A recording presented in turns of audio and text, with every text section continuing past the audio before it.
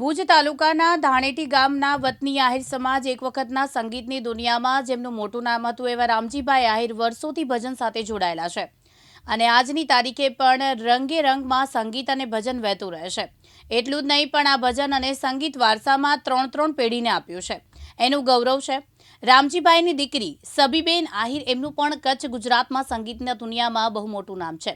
સાથે સાથે સબીબેનના દીકરા રાજેશભાઈ પણ અત્યારે નવા કલાકારોની દુનિયામાં બહુ મોટું નામ છે, એટલે જ લખવું પડ્યું છે કે વારસામાં ત્રણ પેઢીને ભજન પીરસવામાં આવ્યું છે અને એ જ જિંદગીની મોટામાં મોટી પૂરી છે।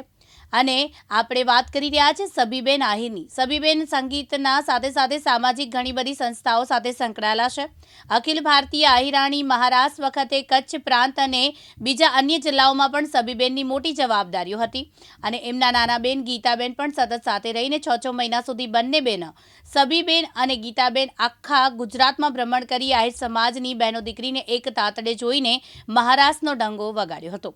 અખિલ ભારતીય યાદવ મહાસભાના ગુજરાત અને કચ્છ પ્રાંતની મોટી જવાબદારી અને સારી કામગીરી હોવાના નાતે સબીબેન આહિરને એક સાથે ત્રણ એવોર્ડ આપી નવાજવામાં આવ્યા હતા। જયશ્રી મહેતા, દિવ્યાંગ ન્યૂઝ, અંજાર, કચ્છ।